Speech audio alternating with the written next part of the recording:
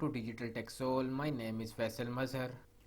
सो viewers, आज का हमारा टॉपिक है how to access and create MySQL database using cPanel. CPanel में एक्सेस करके हम लोग किस तरीके से डेटाबेस क्रिएट करेंगे और उस डेटाबेस को हम एक्सेस कैसे कर सकते हैं, इसको आज हम देखेंगे प्रैक्टिकल।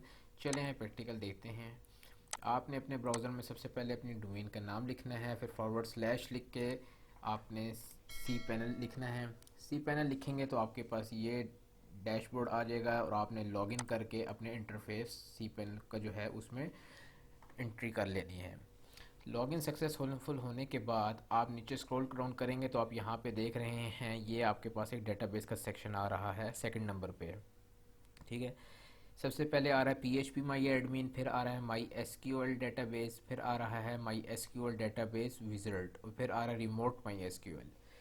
इन चारों के बारे में मैं आपको बताता चलूँ। P H P my admin क्या होता है, ये आपका डेटाबेस का एक स्केल सॉफ्टवेयर है।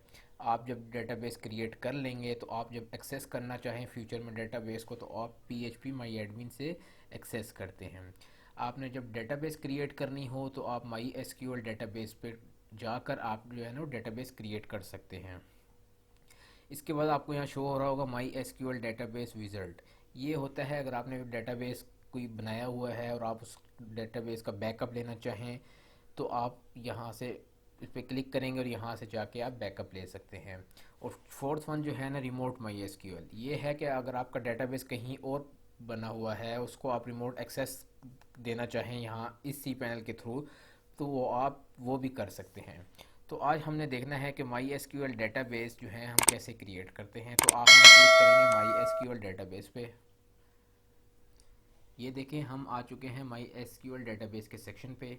सबसे पहले आप यहाँ देखें, यहाँ पे लिखा हुआ आ रहा है क्रिएट न्यू डेटाबेस। ठीक है, यहाँ पे हमने डेटाबेस क्रिएट करनी है। मैं लिख देता हूँ #01। ठीक है, हमेशा आपने जब भी डेटाबेस क्रिएट करनी है तो आपने कोशिश करनी है कि आपने अल्फ़ा न्यूमेरिक नंबर यूज़ करें। ठीक हो गया। इसके बाद आपने यहाँ पे क्लिक कर देना क्रिएट डेटाबेस पे। तो ये आपका डेटाबेस जो है वो क्रिएट हो चुकी है। डेटाबेस क्रिएट करने के बाद आपका सेकंड स्टेप होगा कि आपने यूज़र एक बनाना है। ठीक है, वो यूज़र आपकी अपनी चॉइस है कि आप उसी नाम से बनाना चाहते हैं या कोई और नाम रखना चाहते हैं। मैं यहाँ पे रख दूँगा #01। मैं वही नाम रखूँगा जो इस नाम से मैंने डेटाबेस बनाया है। और उसके बाद पासवर्ड जो है ना आपने अपनी मर्ज़ी का देना है। हमेशा याद रखिएगा कि पासवर्ड और जो यूज़र नेम होंगे ये आप जो भी लिखें और इसको आप किसी नोट पैड पर नोट कर लें ताकि आपको कल भूले ना कि आपने क्या यूज़र नेम पासवर्ड रखा था। क्योंकि अगर आपका यूज़र नेम और पासवर्ड आप भूल गए तो आपकी जो वेबसाइट है ना जिसकी आपने इतनी मेहनत से बनाई होगी वो आपकी डैमेज हो सकती है। तो यहाँ पे आप पासवर्ड अपनी मर्ज़ी का डाल सकते हैं।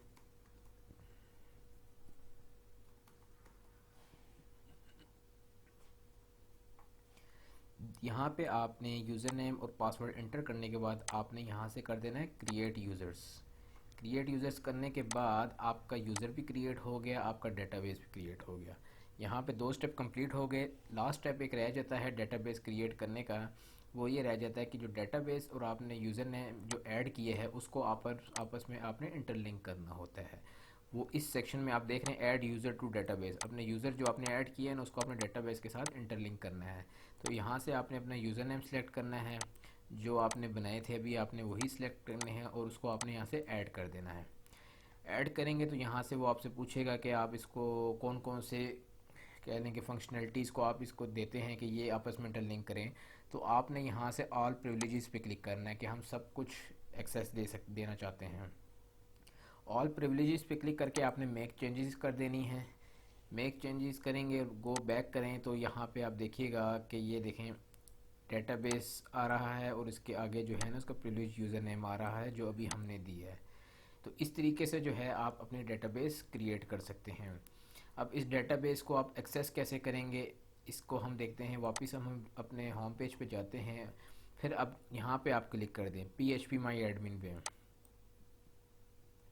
P H P my admin पे आपने क्लिक करना है तो यहाँ पे आप एक अलग ही सॉफ्टवेयर पे चले जाएंगे डेटाबेस के। और यहाँ लेफ़्ट साइड पे आप देखिए अगर कि #01 के नाम से जो मैंने डेटाबेस बनाया था वो सक्सेसफुली जो है वो क्रिएट हो चुका है।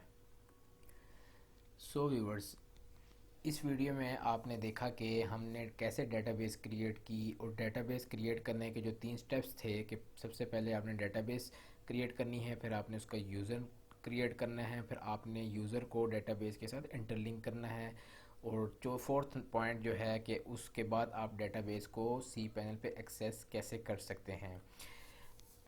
इस वीडियो में आप इतना ही। नेक्स्ट वीडियो के लिए हमारे चैनल को सब्सक्राइब करें ताकि जैसे ही कोई नेक्स्ट वीडियो आए तो आपको फ़ौरन नोटिफिकेशन आ जाए। Thank you for watching.